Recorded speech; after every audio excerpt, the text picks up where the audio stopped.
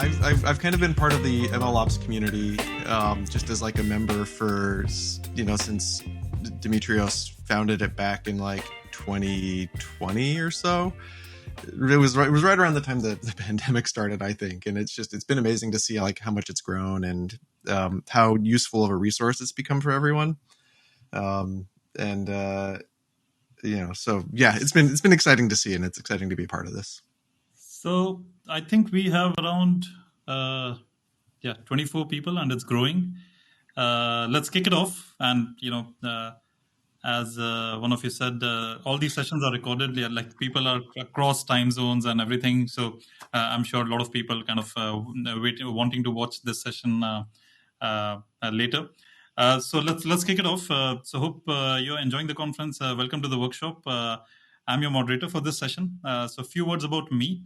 I'm Nishi. I'm Director of Machine Learning at Process. We are based in Amsterdam. And today I'm helping with the conference. So that's why you see me here. And so for this session, we have brilliant folks from HumanSignal talking about using LLMs for data annotation. So as you probably know, high quality label data, it's crucial for machine learning, right? And even for LLM, you still need label data for RLHF. But in this session, we will not talk about data feeding to LLM, but the opposite. We'll talk about how LLM can assist in the process of data annotation. So that's kind of the context for this. And a simple housekeeping rule. So as you see, it's a nice and cozy setting, and you are kind of as a participant, you're on stage now. You can also speak. So the way we want to run this is let's keep it interactive. If you have any questions, put that in chat, and the speaker will take it as they go. They have prepared a presentation for, let's say, around 45 minutes. So in last 15 minutes, we really want to kind of also have a discussion where you can unmute yourself and feel free to just ask it. But meanwhile, as the presentation goes, please put your questions on the chat, and speaker will kind of look at it and they will ask. So Michael, Nikolai, Chris, with that, the floor is now yours. All right, thanks. Yeah, I will share my screen to kick off the presentation then. Excuse me. And yeah, and I'll pass the presentation to Michael. Just let me know if you're. Yeah, I guess I'll just kick it off right now. Okay. I want to welcome everybody to this workshop. My name is Chris Hodge, and I'm the head of community at HumanSignal. And HumanSignal is we're the creators of an open source project called Label Studio.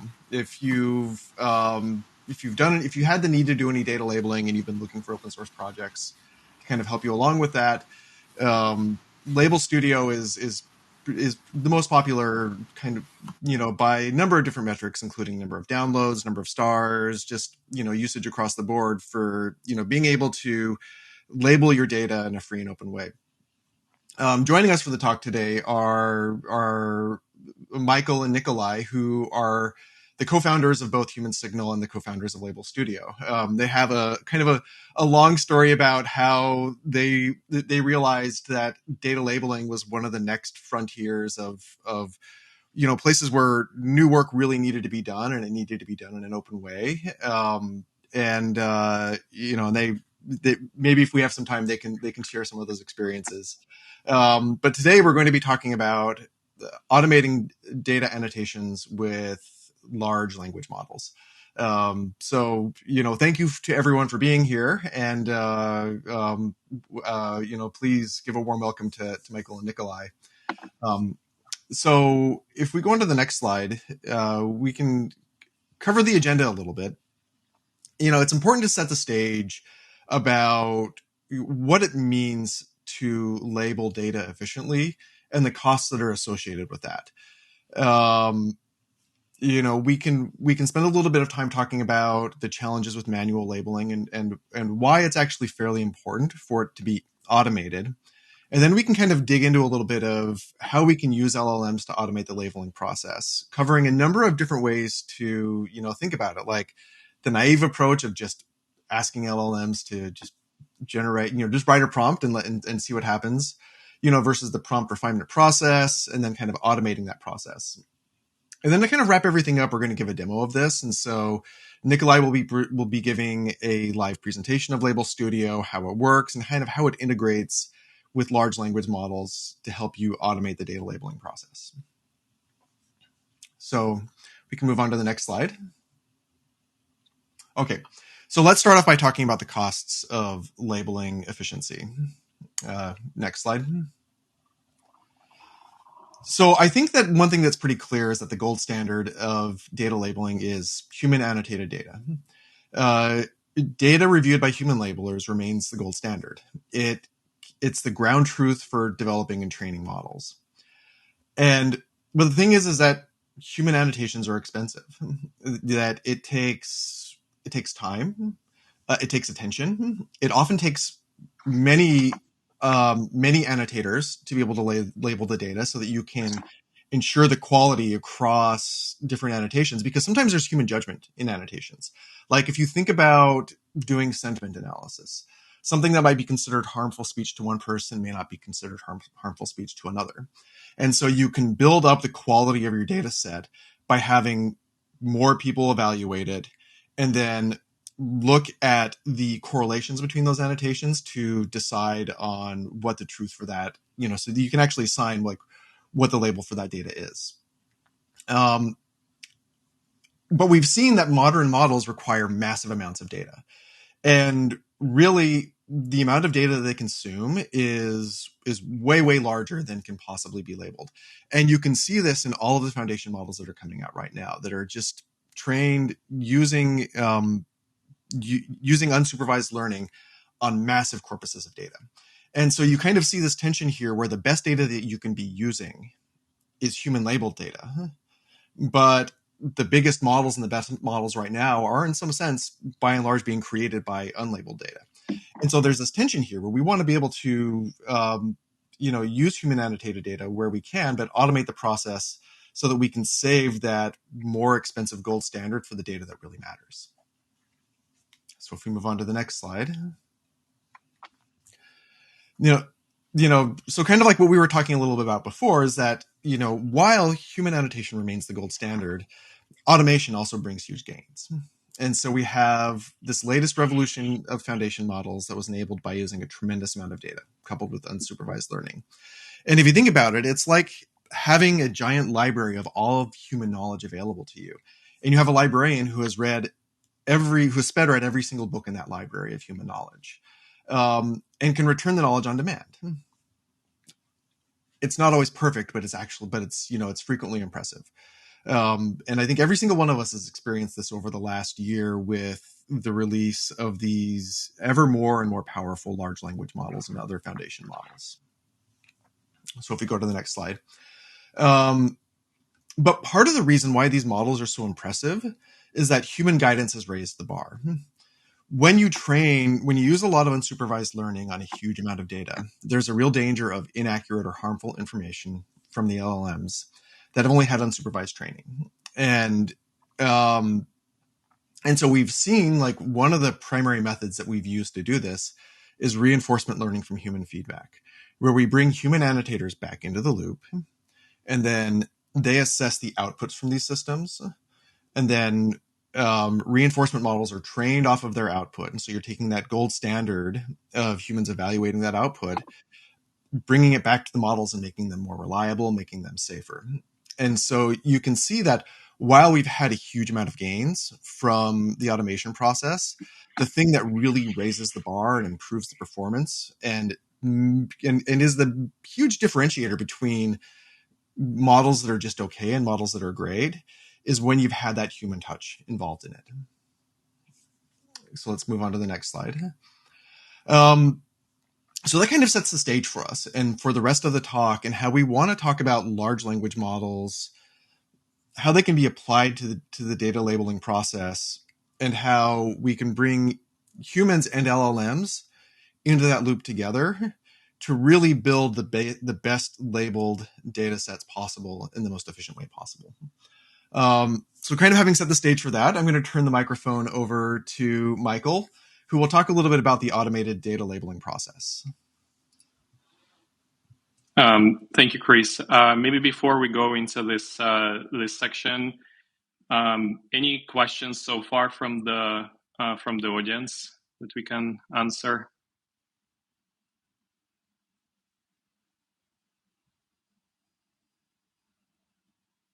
Okay, no questions. All right, so I'm going to talk a little bit about how we can apply the LLMs to really automate the labeling process. And first of all, I want to say that in general, LLMs, they encode a vast corpus of knowledge into itself. And what we are trying to achieve with prompt engineering and refinements is basically how can we extract those knowledge and decision-making process and apply that to the tasks that you need to label. In the most naive approach, we can just generate a prompt, and you can see a prompt example at the bottom right, where we're asking an LLM, given that specific text, classify that into the number of classes and return just a single class for it. You can imagine that this is a pretty straightforward prompt for a very simple task, but those prompts can be much larger and much more complicated, with the tasks being also much more domain specific. And that approach is what we consider a pretty naive initial approach that can still produce some labels. And those labels may not be of the optimal quality. And a lot of this quality of the labels depend on the actual prompt itself. Therefore, there is a need to further verify those labels that were produced to the by the model. And we can go to the next slide. Yeah. And for that verification, there is a supervision process that we are introducing into this workflow. Basically, the workflow extends into including the human annotator or human supervision into the process, where basically the job of a human is to verify the label that was produced by the LLM. And after that verification is done, we can consider that a label or that annotation to be a ground truth one. And we can go to the next slide.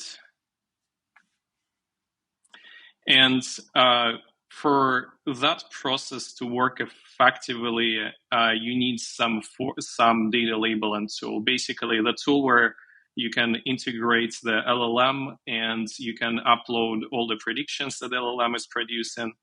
And those predictions can be verified by the human and annotators, resulting in you having a ground truth data set. And we can go to the next one. Yes, and this is where it becomes interesting. Basically, we are establishing a ground truth data sets. So we're asking the model, the LLM model, with a prompt input to generate the predictions for different items in your data sets.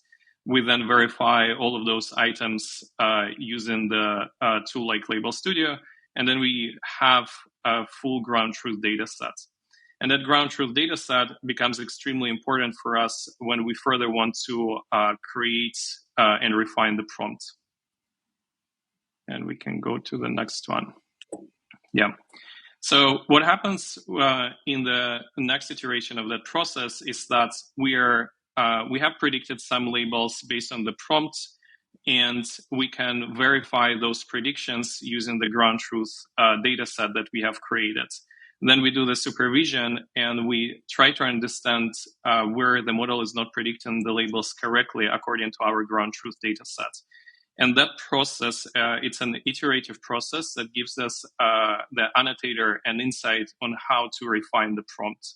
So basically identifying and looking through the issues where the prompt is not accurately predicting the label, we can get an insight what adjustments we want to make to the prompt so the prompt becomes more accurate. And that process itself, you can repeat that multiple times before your prompt produces the predictions that are 100% accurate according to your ground truth dataset validation. This process, however, becomes quite time consuming because you can imagine that you would need to iterate on the prompt multiple times before you get to the prompt that is very accurate. So it's good. It brings you to the good results, but it's not optimal in terms of its efficiency. And we can go to the next one. Yeah. And what we'll be showing in the demo is how you can get to the what we call an automation of the prompt refinement process. So the process that I have just described, where you're trying to get that insight, we will show you a system where the system kind of learns by itself and tries to analyze the mistakes that it identifies from this match of predictions versus the ground truth. The system automatically learns from that with the goal of refining the prompt automatically. And the result of it is that you're able to get to the very refined and accurate prompt in an automated manner. And the dependency that you need to have and satisfy to get you there is a ground truth data set that is used for validation. So, Michael, we have a question from the audience here. So Pravesh from IE University, who's a student there, is asking, then does the underlying model of the LLM essentially become the gold standard for the problem that you're trying to solve with the data? If it can become a gold standard, yes, it becomes a gold standard. You may also find yourself in a situation where your task that you're trying to automate and label is so domain specific that LLM does not have the knowledge of that particular domain, and you just may not be able to utilize and get. You may not be able to build a prompt where the model would be able to give you the accurate prediction you're looking for. We also have a question from Richard, from the CEO of Bekobi Works. He's wondering, is the process for just verifiable data sets, or could it actually be applied to fully synthesized data sets? I would say it can be applied to the fully synthesized data sets just as well, because I think there is not much difference in a sense that if your model, if your LLM, it has the knowledge that is required to label the synthetic data set that you have created, then you can basically utilize the same process that we are outlining here.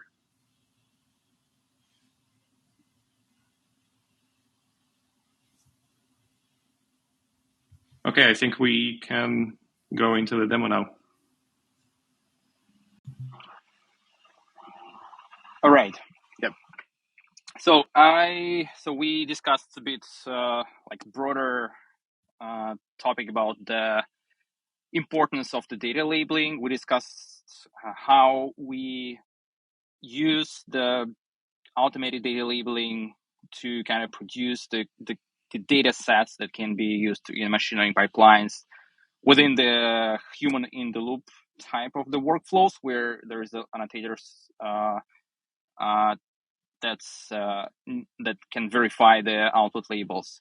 And now we can go more deeply into the low-level code, into how it works in practice, and do some hands-on live demo. So hope during the live demo there won't be any live coding effects.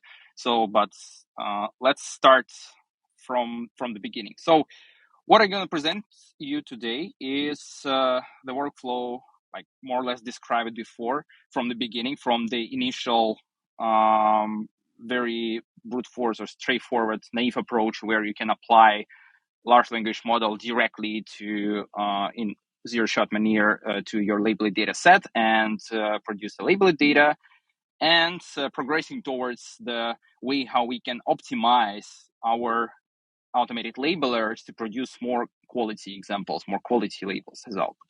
So first, we set up our environment. So for the sake of the demo presentation, we will be using OpenAI provided LLMs. So we will use an API provided by OpenAI.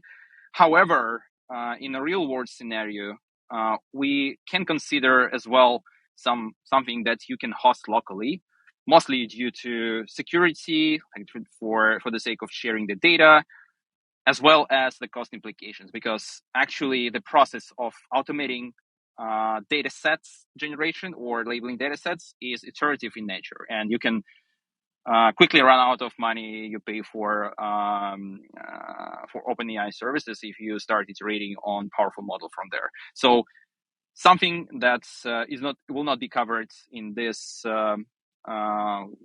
demo, but implied is that instead of OpenAI LLMs, you can actually free to use any other LLMs like Llama to deploy it locally, which definitely can give more or less the same level of quality with less costs and keep your data secure in your environment. So we get the data. So what are we going to present as the task? So there is a commonly used data sets with Amazon product reviews that initially produced to be labeled as for the sentiment analysis task. So basically, there exist labels that are either positive or negative, and they are kind of representing this data set. However, for this presentation, it might be so trivial to consider the auto-labeling data sets into positive and negative labels, because most of the LLMs already kind of absorb different data sets, and they may learn even this data set may already exist in a training data. So we'll not be using these labels, but instead we turn this task into more custom logic that we need to assign. So let's say that we have the product reviews, and our goal is to classify the product reviews into whatever they represent the subjective opinion, or they state some objective fact. So something that you can imagine might be useful if you start building your customer support chatbots, just to filter out something that represents subjective opinion and focus your team into objective statements. So again, we have the text. By now, we absolutely ignore already existing labels for sentiment. However, we can use this as supported information as well. But we will focus on the text, and we will train our large language model how to classify the text into whether it belongs to subjective or objective categories. So let's start first with this naive approach, which also called bootstrap labels. So recently, OpenAI released a quite powerful model, like the next generation of GPT 3.5, which is quite cheap, and still it's the kind of upgrade on top of the GPT 3.5 Turbo that follows the chat structure, but instead we don't need the chat structure here. What we need is to have the model that can perfectly follow the instructions. So we use this GPT 3.5 Turbo Instruct that exactly fine-tune it to follow the instructions. So kind of like the single turn dialogue. Yeah, just to double check. Do you see my notebook, right? Yes, we see the notebook. Yeah, Dino from the chat is asking if we're going to be able to share it after the talk. Okay. Oh yeah, absolutely. Yeah, sorry, I was just a bit misled by it. Your message, I thought that might be something that nobody see. Okay, that's cool. Okay, one thing to, of course, to consider is to, for the sake for using OpenAI, we need to kind of have your own OpenAI key, obtain it from the OpenAI API platform. So we put it in our environment. So now we can use all the services, like all OpenAI API, to produce the task. Okay, so let's start our naive approach, and let's bootstrap the first label set. So the main ingredient here is first our initial instructions. We use the initial instruction, which tells, okay, classify the text based on whether it represents the objective fact or subjective opinion. So that's our intention that we need to imply here and instruct large language model to classify the text. Then, we structure our prompt by providing this initial instruction, presenting the text as the input, and expecting our model to produce the output. So this is we convert our data set into augmented data set, where each example now represents this prompt, and we ask OpenAI service to produce the completion. So let's run it very quick. It's about like 100 examples selected from the data set, just for the sake not to waiting time. But again, for the real world scenario, you may consider some optimizations, and moving forward, needless to say that the more you invest time into optimizing your bespoke, your local models, and they can definitely greatly be optimized, which I can quickly cover at the end of the topic. But the better efficiency you can get out of iterating your data state labeling. So we just ran our first iteration on producing automated labels, and we store all the results in this completion array. So let's check what's the output, like what are the labels produced in general by this process. As you may see, we have many different completions produced by large language models. So some of them may sound something that we expect. Besides, like there is some fact prefixes, some new line symbols, but some of them may be absolutely out of our expectations, and it would be hard to convert them into our final goal. So I'll remind you, the final goal is not to kind of tackle with this completion. The final goal is actually consume the labels. And the labels should be, like our expectations about the labels, they should be either objective or subjective, nothing else. So that's actually what constitutes the hallucination. So here, like with such a powerful model like GPT 3.5, hallucinations are not quite drastic, but if you start applying maybe less powerful model, but cheaper model, you may find more hallucinations and more problems that requires you to kind of guard or steer the model towards what exactly you want to achieve in your task. So you may heard that like the one of the straightforward approach is just to fine tune the model to your task, but that again may be costly, and that's not something we want to start with. Actually, there exists an easier solution, which is called constraint generation. So the constraint generation is essentially the way how we can instruct the model to produce exactly the output that you expect. So we're going to use the wonderful library, which is called guidance. And this library provides the template where you can, instead of just providing the plain text, you actually provide the template where you instruct your kind of program, which is called like labeler in our case. You instruct this labeler program to follow some natural language, plus the placeholders where we put our inputs. And additionally, which is important, is the placeholders where we instruct to not to produce the generation, freeform generation, but to produce but just to assess the option, like select basically from the objective or subjective classes. So it's very natural instruction where we don't expect the model to give us the freeform text which we need to then modify somehow to adjust to our particular target. But we just directly pick from the generations the tokens that corresponds to our class. So we don't need even to generate. We just need to kind of assess the probabilities over the tokens and pick only those. So very, very efficient approach. So let's start with this simple example. Okay, what are we going to do here? So here we have the input. There's highlighted as a blue. So our input is just the example from our data set, and the output, which now can't deviate from two labels provided. It's either objective or subjective.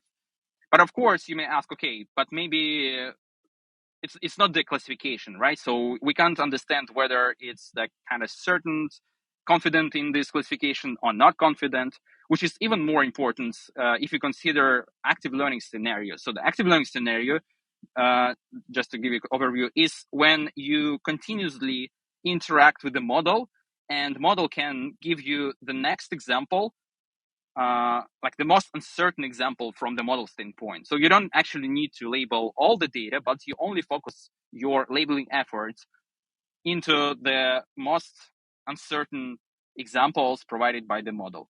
And this uncertainty scores expressed, for example, by probabilities obtained from the logits as the output. Sometimes they might be more complicated cases where log probabilities won't work. Sometimes you may rely on entropy or maybe even more sophisticated techniques to assess the uncertainties. But it actually doesn't matter too much. The only matters is that if you have the way to assess your model certainty or model uncertainty, then you actually can select examples from the data set that you should focus your labeling effort first, and hence reduce the efficiency, because you don't need to actually label examples that already kind of label it in a perfect sense. So you need to concentrate your work or the work of your labelers, of your colleagues who can help you with the labeling into the examples that matters. Yeah. So this is a great example. So Pravesh was just asking about this earlier in the chat, if it was possible to be able to, choose which annotations that you want people to be looking at based on the probabilities. And so this is like a nice example of pulling out the different confidence metrics out of the model and kind of returning them back, and being able to use that as an evaluation tool. So I just wanted to make sure that that I called that out. Oh yeah, absolutely. And I even show you in live how we can tackle with this scores in a label studio. So let's Nikolai, actually, while we're kind of talking about the prompts here too, Paulina has I think a pretty good question about kind of how LLMs interact with kind of the behavior of LLMs, particularly in like she asks, can we provide the LLM with label definitions, and what are the odds that it's going to stick to it permanently? As an example, ChatGPT can easily forget about the previous prompt despite the same conversation. So, is there kind of a good stickiness between responses from the LLM based off of the prompt that you're using in the data set? So so there are actually two facets of this kind of very broad and very valid conversation, and very reasonable question. So, like, the first thing about forgetting. So this is all about the the way how LLM works. So they cannot access the full information that we have. They only have an access to some specific so-called context window. And the context window means that it can only digest, like, say, the last 4,000 tokens, or like 1,600 tokens. Some of the LLM providers provide even up to 100,000 of the tokens. But no matter how big the context window length, it's still kind of limited. And if you kind of try to apply all your knowledge and put this entire knowledge into the LM, so it suddenly starts forgetting something that was at the beginning. And this is a kind of like the big problem. And it's there is many different so-called like workarounds right now, where you do the retrieval augmented generation, where you actually retrieve some part of the information from your knowledge base, and then you put this information into LLM first place. That's LM actually get access to broader knowledge, but with still being stick within context window. So does it answer your question, or I still not clear about like, okay, but if we talk about the this kind of labels specifically produced by LMs, is that something also you wanted to hear about? But I'm, to be honest, I'm not quite clear about like the second part of the question, if it's not related to context window.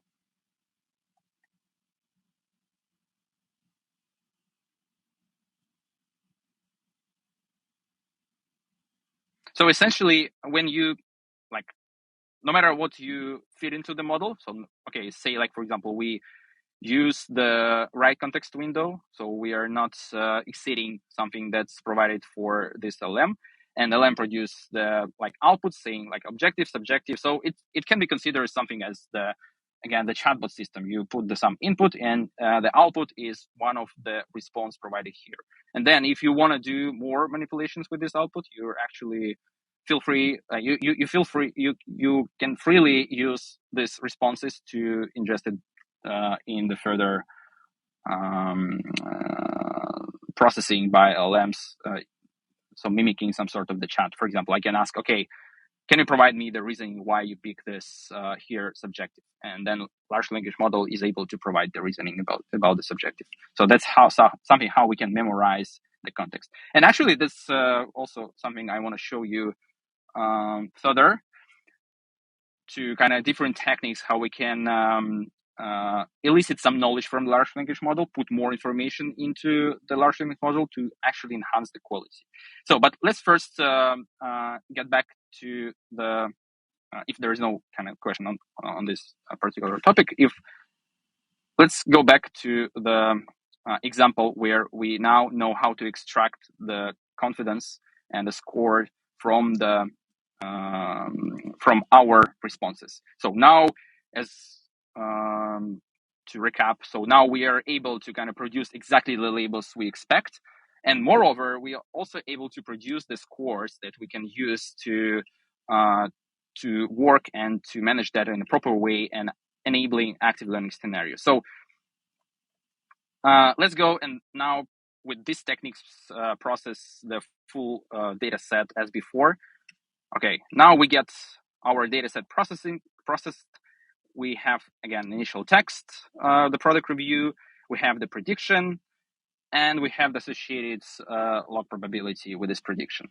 So now we have actually everything to start working with this from the human supervision perspective. So we actually want to evaluating the labels. So we don't know whether these predictions are correct. They just looks correct, but might be some errors that we need to assess and evaluate.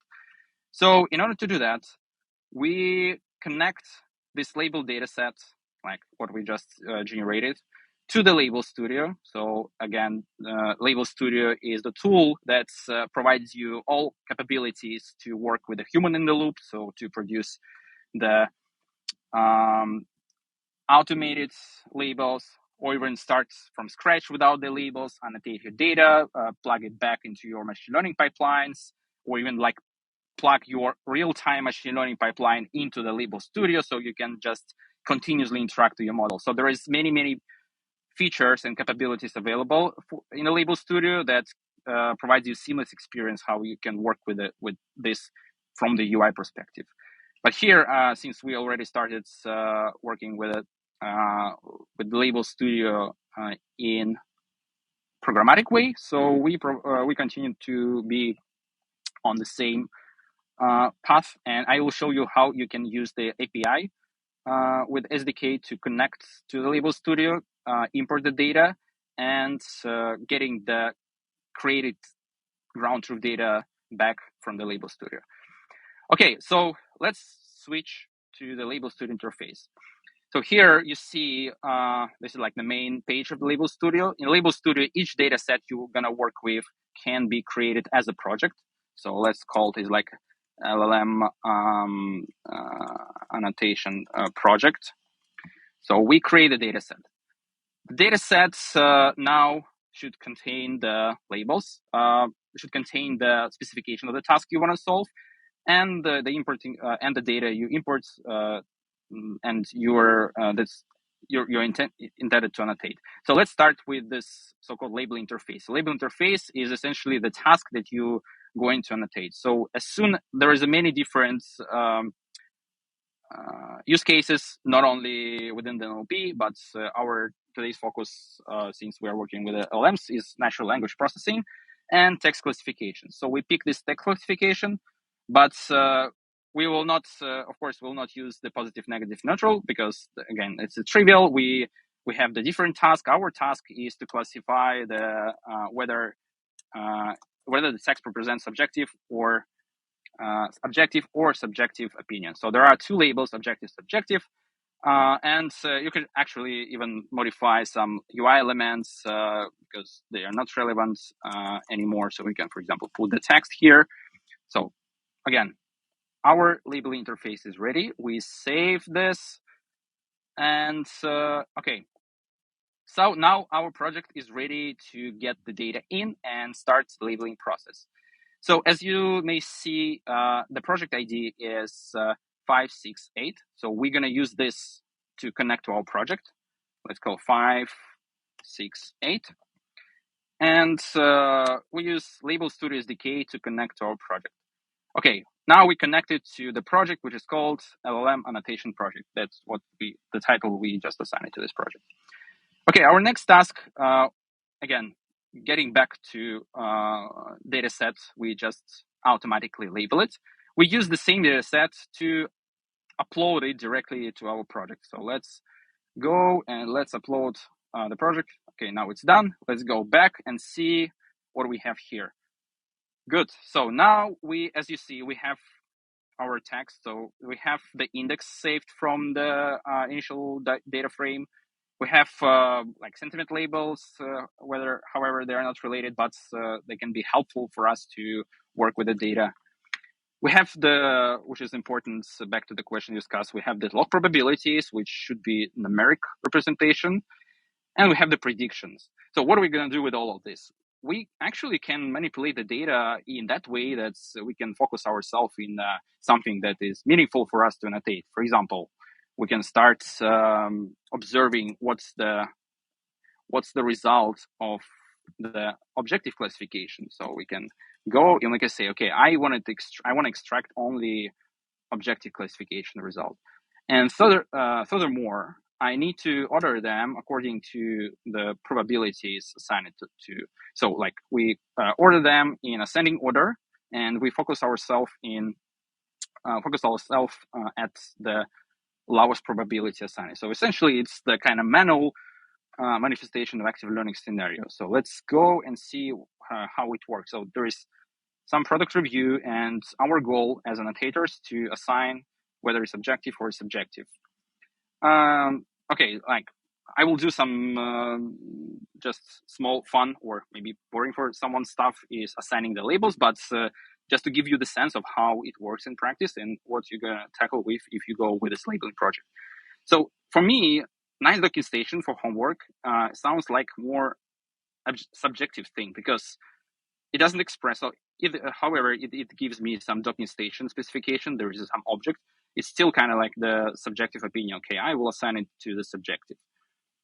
Here, like we have the battery runs down. So the battery, sort of the things that I would love my support team to focus on, like to focus the effort. Okay, sounds like more objective criteria, objective review. So there was like people couldn't hear me to talk. I had to pull out the earphone and talk on the phone. Also, something that I would like to address my technical team to work through this. So it's sort of the objective thing. So here's also like specification of something is badly happening here. So we also it looks like our kind of objective labeler, like labeler onto objectives, works pretty well. Yeah, also like something that's specified the battery dysfunctioning. Okay, the subjective. Let's take a look into what at the end of the list. So at the end of the list should be the example that are actually not. Oops, something.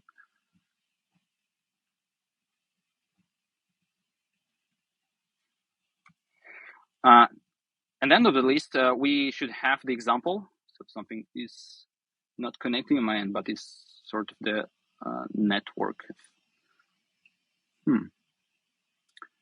Okay. So it's sort of the network fluke. Okay, so if we go at the end of the list, we'll see the examples that are actually like the most confident from the model standpoint. Okay, if we go back, we can inspect, and the log probabilities are the highest one, and so which indicates that it's like highest probability thing. So it's like well packaged random time. However, I see like it may not be something that I would consider. However, no, like arrived at time, it may be okay. So the delivery team works perfectly. So I can label this as objective. Here is also, there is like battery lifetime short. Okay, so we see that's our model based on the subjective, based on the how it consider objective label works pretty well. Okay, what happens with the subjective thing? With the subjective thing, we can go the same route, and I see, and I can you can also see that the low probabilities are sorted according to our expectations. So the lists are at the top. So here doesn't make the font too bulky. I think it's still kind of objective because it expressed, although the model kind of give me the assessment as the subjective opinion. I think it's objective because it stands for good protection. It's also kind of like the something that's specified a device and how it connects to the keyboard. Okay, so here we have nothing about any details, any specifications. So it's truly a subjective thing. That's the same. However, if I don't know what exactly it is, I can skip it. So the excellent Bluetooth headset definitely is something subjective, and this doesn't express any specifics, so it's definitely subjective. So here, good case, excellent values are subjective, and so on and so forth. Okay, so let's stop here. So we collected so far sort of the let's move back the filter. So we have like 13 annotations. Not too much, but just for the sake of demo, now we can use these 13 annotations to as the ground truth data. However, like again, it's very doubtful whether it's ground truth or not ground truth. Maybe kind of my initial assumptions are wrong, and maybe like if I ask another annotator to annotate the same text, actually it can produce completely different examples, and that's like completely another topic, how we can actually establish the ground truth. And if you start asking yourself, okay, what's the ground truth is, it will be hard to define the clear answer, and you might want to invite the more people to label your data and more tailored workflows to control the quality and to understand which labels are good or bad, and so on and so forth. So it's not so easy as it looks. But okay, let's pretend that we create this ground truth annotation. So now we can download the data and we can produce the kind of quality reports out of the data we provide. So here are two labels and some precision recall and like F-score metrics that give us ability how our initial approach scores against the our ground truth data. So when you apply these techniques, now your question is, okay, what are you going to do next? Okay, I'll pause here before I jump in the quality and just be mindful of the time. How many time I have?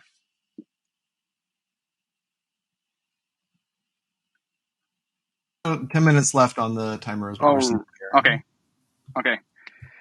I will try to be quick. However, like the most interesting part is here, but okay.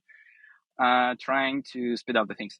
Okay, improving the quality. The question to improve the quality comes to you when you see, okay, the numbers I just assessed are not satisfactory for me. What can I do next? There are a few actually, I present you a couple of approach, but there is existing more approach that can help you to drive the quality up. But most of them are related to like the broad classes of the first future prompting. So the future prompting is the idea that besides the initial instruction, you can actually insert in your prompt the examples how you're gonna create annotation. So it might be some random examples from your ground truth data.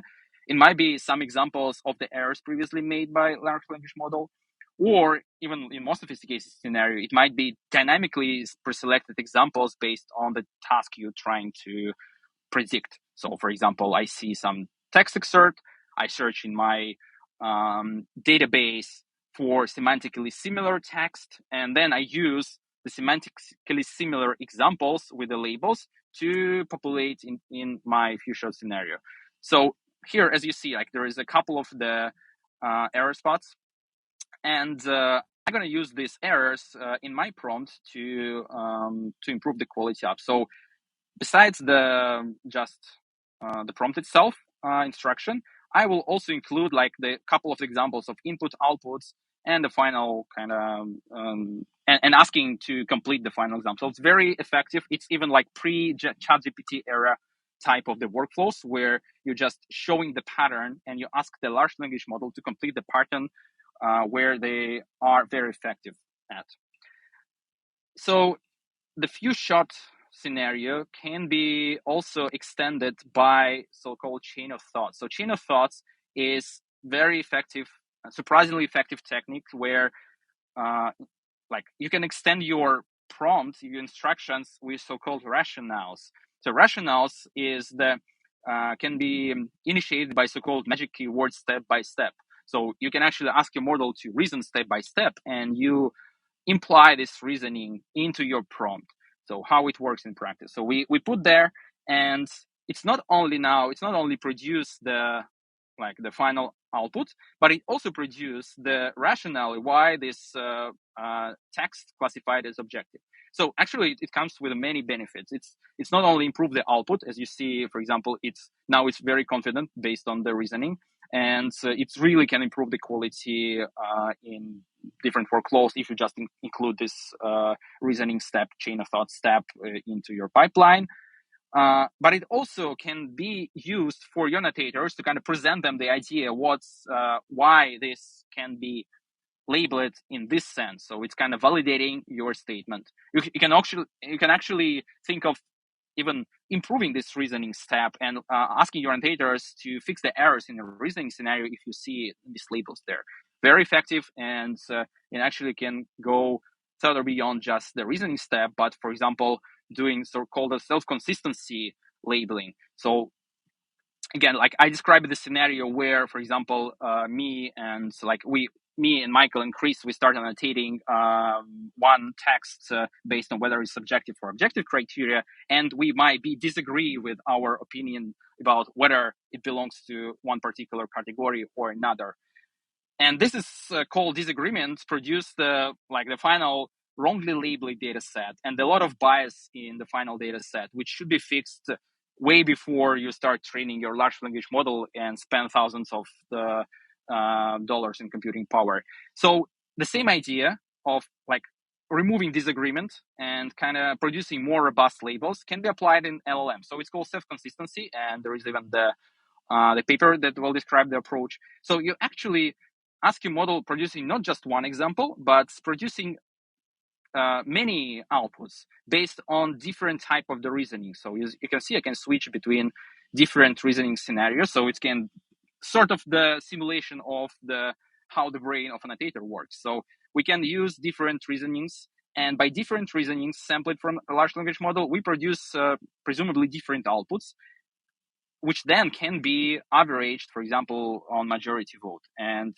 hence, more reasoning steps we involved here, the more robust estimation we can expect as the output. But of course, it's also come at the cost of generation if you pay for number for tokens generated by a large language model. So I present this way how you can improve self-consistency, and you can you can plug it back in your label studio scenario and then ask your annotator to fix that. But let's go to the final destination of our demo today is actually how we can put this all automated. So instead of just with all we've been working so far is our kind of manual way of interacting with instructions and prompting, which itself can be very error prone and prone to bias because, and that's what we actually observed many times in the practice. If you ask different prompt engineers to produce meaningful prompts, meaningful instructions for your large language models that can label the data, they actually can produce different type of the instructions that's hard to merge and hard to understand where the ground truth is. And hence the result is badly labeled data set, which badly trained model in your pipeline. What if we replace this manual process with automated process? So actually, what are we going to do? We can actually start with an initial instruction like and consider this is like in the set of the initial instructions. We can use the instruction set, which at the beginning contains only one instruction, to label the data. Then we can evaluate all our instructions, like all the instructions against the ground truth labels that we collect, can continuously collect in Label Studio, see which instructions work the best, and pick this best instruction, and trying to adapt this instruction, such as modify this instruction so that it can fix the initial errors. So we fix these errors and put this instruction back into our instruction set. So iteratively, we end up with an instruction set that actually hopefully can fix all the errors we observed during this iterative process. And since we implement this within the human in the loop, we actually can put more and more knowledge, continuously improving this framework. So it's sort of the kind of free state agent that works without our intervention until we start kind of guiding what's actually this like agent should work with based on the ground truth labels. So let's quickly go into the example. So now we need some like generic LM labeler, so which consists only with input instruction, like the prefix to provide the input, and our output that we observe so far, where we target is to have the objective subjective. So so there is evaluation instructions. So this is a step where we evaluate the instruction, and if we put there and start evaluating instructions, we actually obtain the instruction accuracy with this instruction, which is like right now it's like dummy instruction, and some errors that we're gonna collect to improve the model further on. Now there is like an adaptation step. That adaptation step is where you can ask to kind of providing all this, like providing a current extraction that you observe, plus you can get all the errors that produced by applying this instruction to label set, but not all errors, of course, because it might be like hundreds of them. You can sample the errors somehow, and asking large language model to produce the new instruction at the end. So for now, right now, it can be more powerful like GPT-4, which is costly but more powerful model, because you don't need to run it all the time. You don't need to apply this. You only need to apply it once. Even more, you don't need to actually tackle with your kind of highly private personal data or sensitive data, because now your question is only about, okay, I have one instruction, please produce me another one that fix all the errors I see right now. So let's build up this function. So it's like adaptation module. And and now we can run this adaptation module to see how new extraction differs from our initial instruction. So it takes a little time to kind of generate all the tokens in the background, but at the end we see, okay, this is our initial instruction, just meaningless dummy instruction.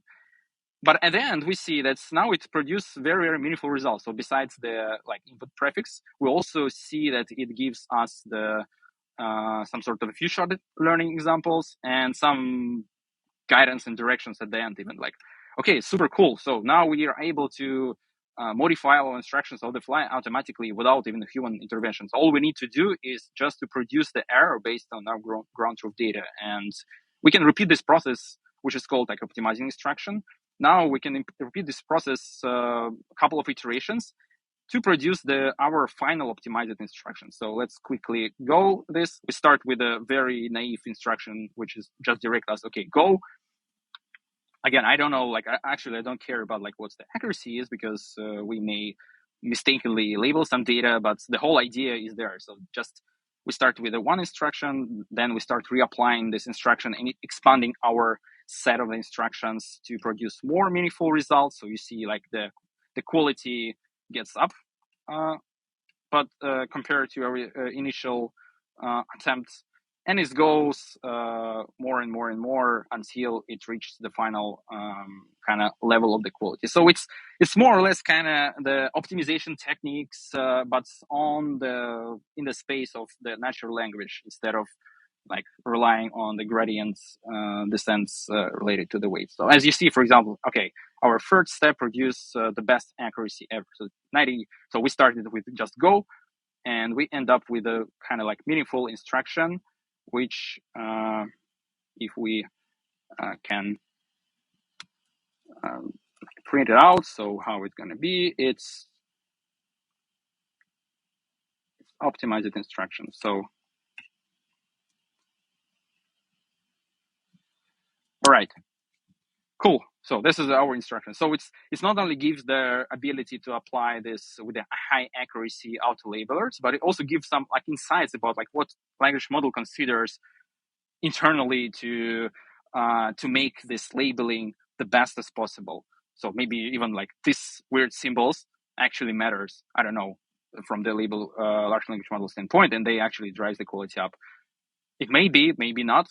Who knows? That's maybe the way how it picks the examples, maybe some specific keywords in the text. But the fact is, it can optimize the quality purely based on this iterative approach without supervision. And of course, the final step is then apply this optimized instruction to get the fully labeled data sets with the kind of expected quality we see on annotations.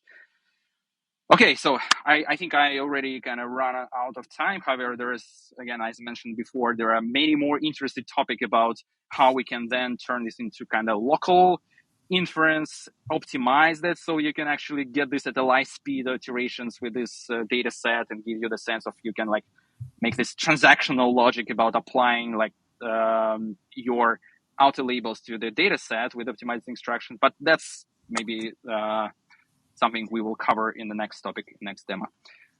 Okay, I'm open to the questions if they have. If we already kind of run out of time, we can wrap up here. So before we wrapped up, I wanted to make sure that a number of people asked for the notebook. We're gonna take a little bit of time to make sure the notebook's cleaned up and ready to go. I'm dropping a link into the chat here, which you should be able to follow and request that notebook. As soon as Nikolai has a chance to kind of like polish it up, make sure we're not, leaking any tokens or secrets into this. Right. We'll be happy to share it with you. And I want to thank everybody for attending. And do we have a few minutes to take some questions? There are some sessions happening now in parallel, so I would suggest, and I think a lot of questions were answered during the session, right?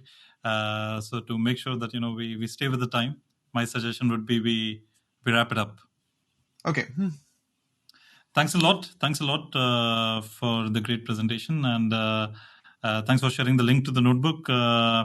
If you have any further questions, I think the folks are still available on MLOps community Slack and also in gradual chat. So feel free to kind of hit them up. Thanks everyone. Thanks for joining. Thank you. Thanks everybody. Thanks for having us. Thank you. Bye.